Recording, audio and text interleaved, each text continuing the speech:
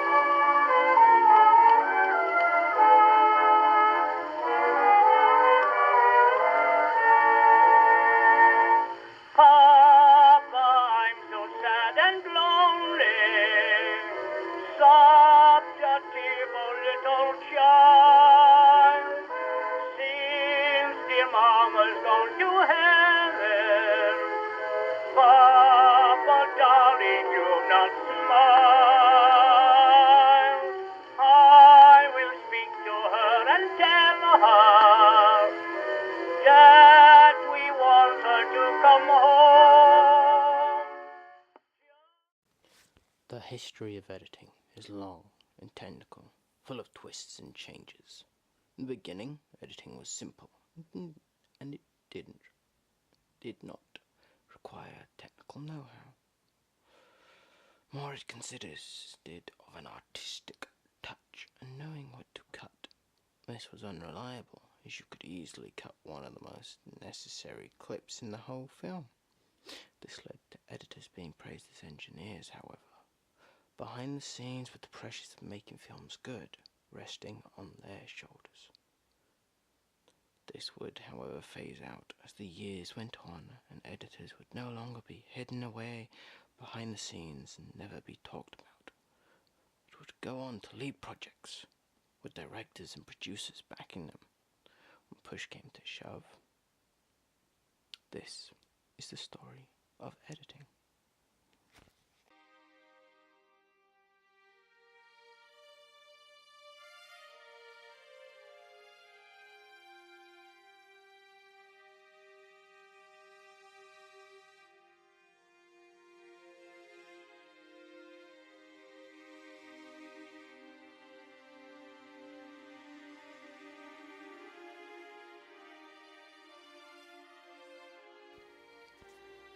Through time, editing was advancing, and when videotape was created,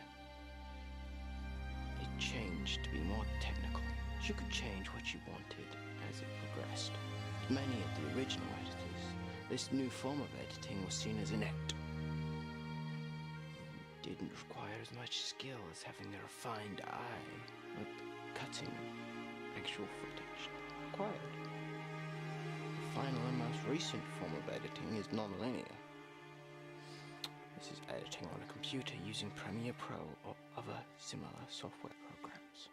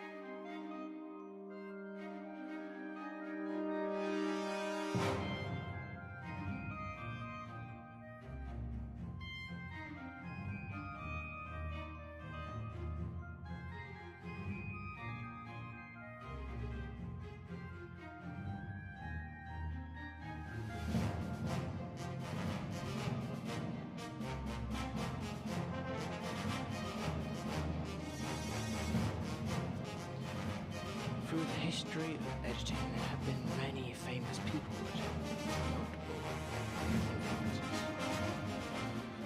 People such as Robert William Paul, who was one of the first people to edit a film. He was one of the first editors to come on to use cuts. He is held in high regard as one of the first editors. Sergei Einstein was another famous editor who is known as one of the founding fathers of editing. With the work he put into the industry, he was the first person who used a montage. He liked using them in his films, and it made his films unique in the sea of films that were being put out.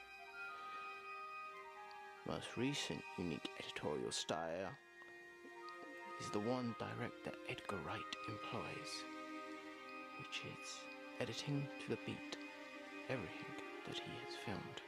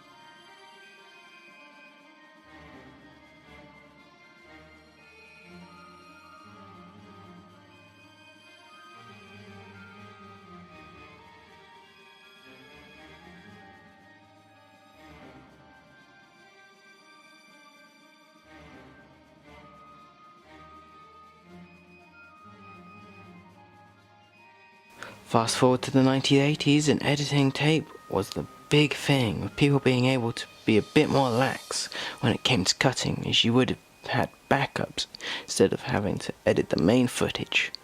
If you make a mistake on tape, you can retry, instead of when you had to cut the footage, because when you cut the original footage, there was no way back. You either had to refilm or leave it out.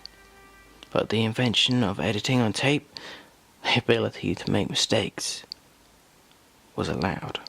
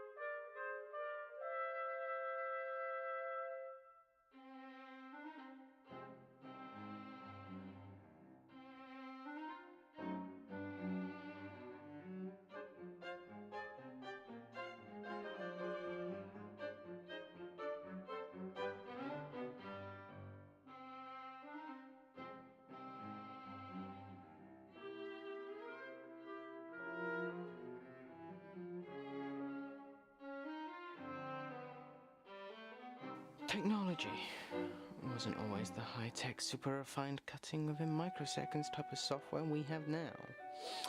In fact, in the beginning, it was in its infancy. And cutting machines were used, and the older generations needed a keen eye for detail rather than a technical know-how for computers. Fast forward to the 1980s, and editing tape was the big thing, with people being able to be a bit more lax when it came to cutting, as you would have had backups instead of having to edit the main footage. If you make a mistake on tape, you can retry instead of when you had to cut the footage, because when you cut the original footage, there was no way back. You either had to refilm or leave it out. But the invention of editing on tape, the ability to make mistakes, was allowed. In the 2000s, and high-tech computer software is created, and editing is a lot simpler. As you can cut and undo, this means that you can edit more creatively without the fear of deleting vital footage. It also gives you the ability to create various different versions of the same footage.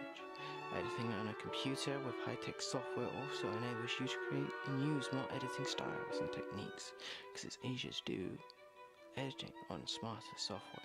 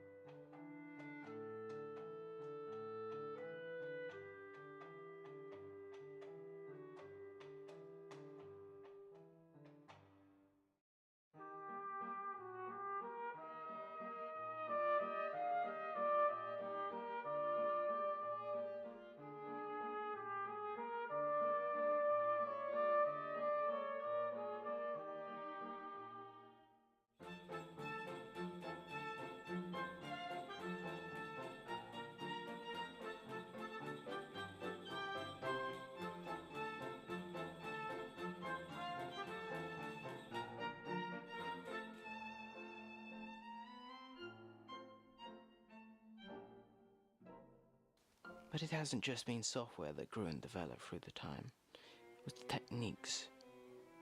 Now, new techniques are used. Instead of basic cuts, you have montages, cross-cutting, smashes, and fades to black. Everything has advanced. The French New Wave was a mass movement in cinema which was comprised of now famous directors such as Jean-Luc Godard, Claude Chabrol, and Francis Truffaut. The New Wave was originally seen as upstarts and untalented due to their new style of editing. Instead of having a single story told through a series of multiple shots, the stories could be told at the same time within film. Many critics believed that the New Wave had killed cinema with the attention to quality and its desire to break into Hollywood. The New Wave was created to break tradition, and that is what it did, going against the normal that had been set in place. In the beginning, the New Wave was short films, and they had to be due to the resistance establishment. It wasn't until 1957 when the first feature film of the New Wave was created. The styles were not inherently different, however there were use of much more editing along the lines of the flow had to be there, but it can also be cut into several chunks.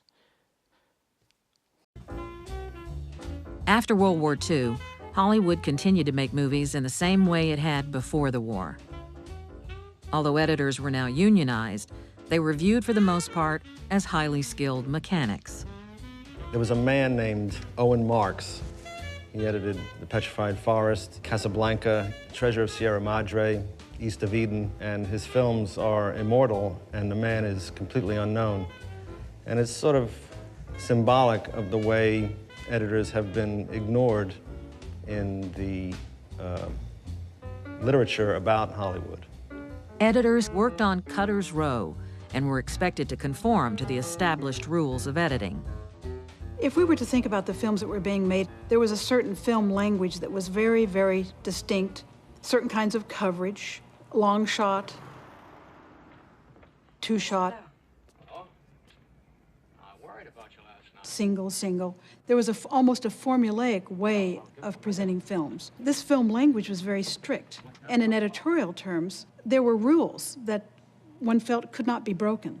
A master shot had to come first, and then if you had an overshoulder, you went to the overshoulder, and you never went to the close-up till you'd done the whole dance coming from far to close. For instance, if you were going to have a transition from one place to the next, it would be done with a dissolve. Next thing you've got to remember is that a gentleman you meet among the cold cuts is simply not as attractive as one that you meet, say, in the mink department at Bergdorf's. In the 40s and 50s, the audience would expect a character to drive up, show him getting out of the car, he would walk up to the building, and then he would open the door, and then the editor would match cut the door opening on the other side, and he would walk in and come over and sit down. Pull up a chair. Thanks. It just seemed to me absolutely stupid that you had to show somebody coming down the stairs and all the way across the road and up the other side. I mean, you knew that they were coming from here and they were going to there. Why couldn't you just cut directly? Oh là là, Michel? Je peux entrer? Oui. In France, a group of film critics turned directors also challenged the doctrine of invisible editing and launched a revolution among editors. When I first saw the French Nouvelle Vague, I instantly loved it. I loved the idea. I loved the way they edited and thought I would like to cut like that. J'aime une fille qui a une très jolie nuque, de très jolis seins, une très jolie voix, de très jolis poignets, un très joli front, de très jolis genoux. You know, Godard used jump cuts because it was like, well, why not? You know, there's nothing interesting happening in this middle part, so let's just go to a jump cut. When I saw Breathless, I was staggered at Godard's brutality. What they brought to editing was a breaking of the rules. Whatever books that said this is how it had to be done, they burned them. Breathless is too hip for me. I come from Lower East Side. I'm an Italian-American guy. It's too beatnik. It's like, you know, bohemian. It's too cool. I liked it. I don't know what the hell was happening in it. J'y crois qu'il va me doubler, celui-là. Que ça frégate à la con. You know, when I first saw Breathless in the 60s, it's like, wow. I mean, just in the first 5-minute sequence in introducing Jean-Paul Belmondo's character as this petty thief, I mean, every rule was violated in terms of how long to hold a shot, the discontinuity of what was going on. Even screen directions, you know, were mixed in. And I thought, like, either this guy doesn't know what he's doing, or he's so confident that he has the grammar of film down that he's trying to show us a new way to use the material he has to tell the story. There were some films that really changed our perception of what filmmaking was, and certainly it affected what editing was. I mean, I think one of those seminal films is certainly something like Bonnie and Clyde. Some people say I broke those rules first. I certainly did not. I mean, the Russians broke those rules, and the Germans broke those rules. This was nothing new, but it was new for Hollywood. Several editors have had big impacts on me, have influenced my thinking. Dede Allen certainly is one who has taught me that don't be afraid to take a chance on doing something that doesn't seem like it's going to work. When Beatty and Faye Dunaway get to know each other, they're standing on the street corner, and she says, "I don't believe you robbed banks." And he said, "Yes, I do. Look at my gun." And he pulls it out and holds it to her on the street corner. And that could easily have been done with the tilt down to the gun, the pan over to her hands fidgeting with a Coke bottle, up to her face. But it was done in her eyes look from him down, gun, back to him. It keeps you on edge. There's the excitement, there's the danger, there's the eroticism in not being able to fully get every moment because you're cutting it off and you are not allowing the moment to come to fruition. Bonnie and Clyde was much more violent than anything we'd done because basically the Americans like violence much more than we do. Well, it was shot in so many wonderful ways because this is the scene that Arthur intended to be cut in this fashion. The fact that it was so beautifully executed right from the very first cut. Jerry Greenberg was my assistant, and on the last scene, I left Jerry alone with that scene, and he did all the primary editing on that. All I did was tighten it later.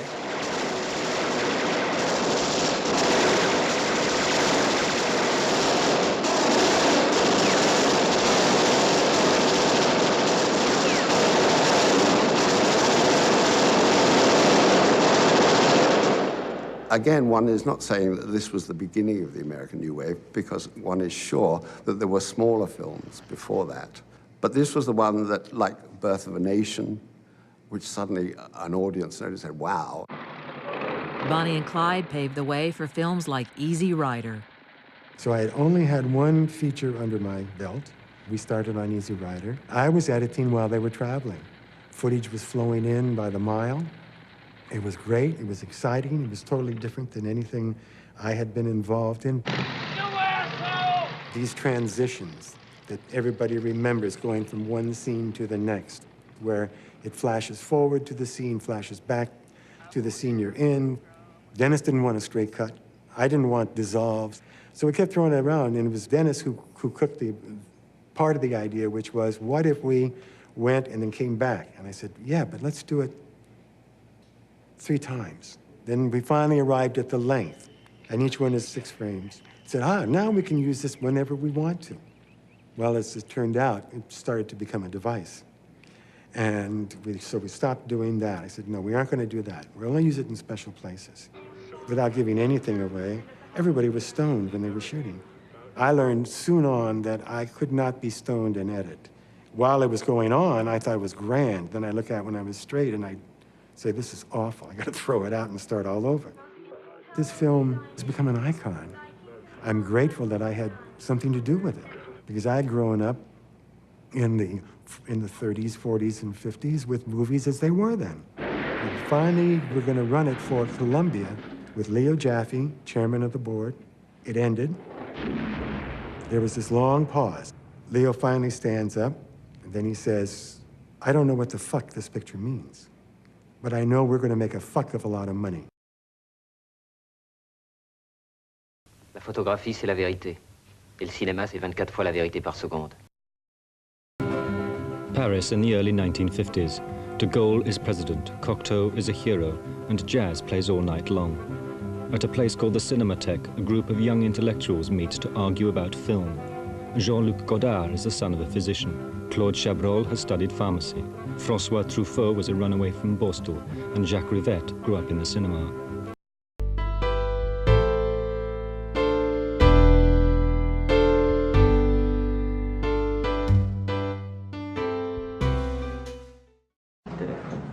Jean-Luc Godard, voici de nouveau avec le mépris au cœur même de toutes les conversations.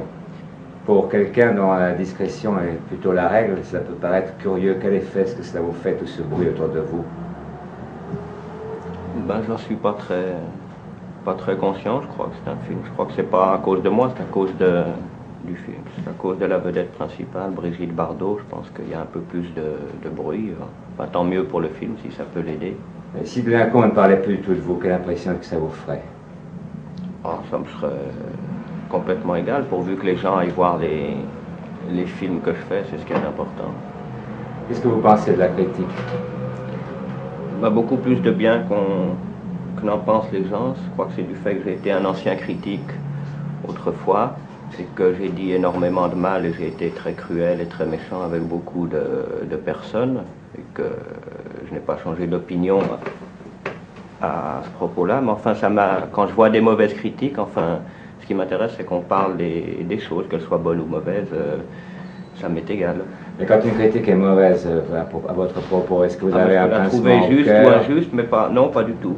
Pas du tout. Ça ne me touche pas. On peut proférer les pires insultes, même personnelles. Et les critiques, justement, moi je comprends très bien ça, sont toujours personnelles en général. Je veux dire, quand ils pensent du mal de quelque chose, ils cherchent à faire du mal à la personne physique, je sais pas, en disant du mal de leur femme ou de leur coupe de costume ou de n'importe quoi.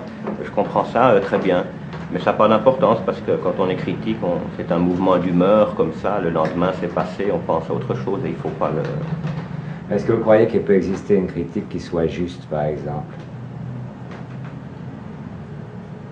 Qui soit juste, oui, mais enfin la critique n'est pas une création artistique, ce sera toujours inférieur. Et les trois quarts des critiques, c'est un état de passage. C'est pour ça que les critiques sont toujours amers et tristes vis-à-vis de ceux qui louent, de ceux qui décrivent. La critique, ça se voit à quoi? Moi, je crois justement je crois que tous les critiques sont très sincères toujours, même quand ils soient faux, juste comme ça, mais on est presque forcément sincère parce qu'on n'a pas... On ne peut pas être malhonnête. Oui. Et ils sont sincères dans la mesure où ils ont quelquefois besoin d'un alibi? Oui, puis ça fait partie de leur vie, ils ont besoin d'écrire, c'est des gens, alors qu'ils écrivent contre quelque chose ou pour quelque chose, c'est... Et à quoi est-ce qu'on voit qu'un critique peut être malhonnête? Moi, je trouve qu'ils sont rarement malhonnêtes. Peut-être s'il est payé pour dire du bien de quelque chose quand il en pense du mal ou le contraire. Ça existe, ça? Il y en a un à Paris, oui. C'est un petit pourcentage quand même assez rassurant. Oui, c'est très rare. Hein? Ça n'existe plutôt pas. réconfortant. Mais surtout hein? dans le cinéma, parce que je crois que les critiques musicaux, eux, et les critiques de peinture sont carrément payés. Dans Le Mépris, cette fameuse scène où Mademoiselle Bardot se dénude complaisamment, est-ce que finalement elle vous a été imposée ou pas? Pas complaisamment, non, avec beaucoup de tact, je trouve, au contraire. Mais est-ce que vous avez été imposé cette scène ou pas? C'est-à-dire, je l'avais pas tourné au début, et puis les producteurs américains m'ont dit c'est très beau, mais c'est pas commercial. Alors on voudrait une scène au début du film où Bardot et Piccoli sont tout nus dans un lit en train de s'aimer. On voudrait la même chose au milieu et on voudrait la même chose à la fin. Alors je dis à la fin, c'est pas possible. Au milieu, c'est pas possible puisqu'ils s'aiment plus. Ceci dit, je peux vous le faire d'une autre façon qui vous plaira quand même. Et au début, bon d'accord, mais je peux vous la faire d'une certaine façon seulement. Est-ce que vous êtes d'accord? Oui, alors je l'ai fait comme ça. Enfin, vous l'aviez pas prévu au départ? Je l'ai prévu, mais enlevé, parce que je trouvais qu'elle était inutile. Je la trouve toujours inutile, mais... Enfin, inutile par rapport au... Ça n'apporte rien de plus à l'histoire, si vous voulez. Mais je croyais que vous faisiez que ce que vous vouliez. Oui, mais ça, je le veux. Moi, je le trouve très bien. Maintenant, je ne l'enlèverai pas. Si on me demandait de l'enlever, je voudrais l'enlever. À un moment, il avait été question de l'enlever pour la censure, et ça, pour rien au monde. Oui. Mais Brigitte Bardot, par exemple, elle l'a accepté facilement? Brigitte, elle avait accepté de faire ce film. Elle a fait ce que je lui ai demandé. Parce que dans le fond, maintenant, elle peut vraiment faire ce qu'elle veut. Elle n'est plus obligée de se montrer dans une certaine tenue. Les producteurs sont déjà très contents rien que de la voir. Même habillée, elle vaut de l'or. Alors si elle l'a fait, cela veut dire quoi? Que ça lui plaît de se montrer ainsi? Ou qu'il la connaissait bien? Ça, je ne saurais vous dire. Mais enfin, c'est un personnage. Et puis Brigitte Bardot, dans ce film, c'était bien de la montrer au départ Je veux dire, il ne faut pas tricher du moment qu'on l'a déshabillé un peu, autant la déshabiller totalement, ou bien pas du tout. Moi, ce que je ne comprends pas, c'est qu'elle accepte encore de faire ça alors qu'on n'en a plus besoin. Oui, moi, ce n'est pas une question d'accepter ou de ne pas accepter comme une jeune fille. Ce n'est pas du tout érotique, c'est-à-dire accepter de se déshabiller ou pas déshabiller. C'est comme si vous disiez Praxitèle, quand il sculptait Vénus nue, est-ce que Vénus acceptait de se déshabiller? On est d'accord, enfin je ne veux pas être plus prude que je ne suis, mais je crois que c'est quand même une assez fausse raison, parce que des gens qui voudraient voir Mlle Bardot déshabillée dans un film d'un mauvais metteur en scène ou d'un metteur en scène vulgaire n'osent pas y aller, et vous leur donnez bonne conscience, parce que parti marché, vous leur donnez tant mieux, ça. parce qu'ils ont bien raison. S'ils la trouvent jolie, moi aussi, il n'y a pas de... Certains de vos films ont été des échecs. Comment est-ce que vous ressentez les échecs? Il y a un de mes films en particulier, Les Carabiniers, qui n'a même pas été un échec, qui n'a rien été du tout. Oui. Est-ce que vous y attendiez? Non, pas du tout. Moi, je trouvais même le sujet un peu trop putain, si vous me passez l'expression. Et au contraire, les gens... Mais je crois que c'était parce que c'était un film sur la guerre, vrai, enfin, qui montrait...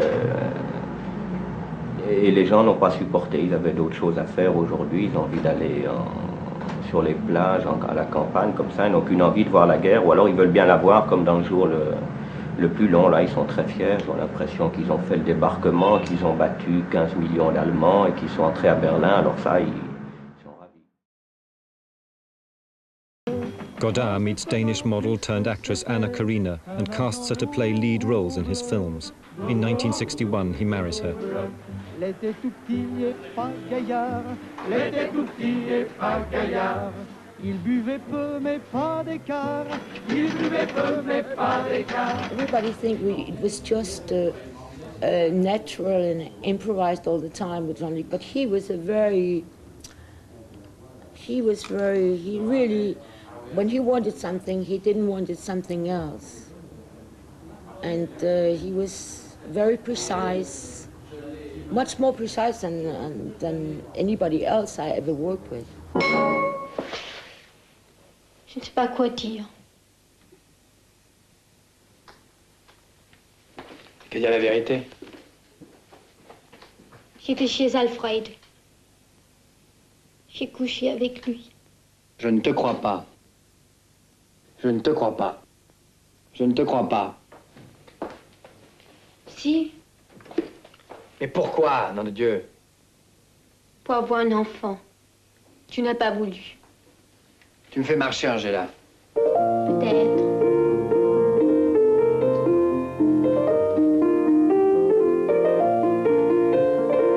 On ne sait pas si c'est une comédie ou une tragédie. En tout cas, c'est un chef-d'œuvre. Il a mis 10 tasses d'amour. I remember we were doing this picture called A Woman is a Woman. I don't know if you've seen that. And at one point he decided to shoot it inside in a studio because he couldn't get the apartment, you know, in le décor naturel. So he decided to shoot, and then he said to the art director, I want this apartment to be just the same, with the roof and everything, with the door closed, and you know, not like in a studio where you can put the walls away and do what you want. No, no, no. It had to be exactly like it was in this apartment, Rue Saint-Denis, that he couldn't shoot in. So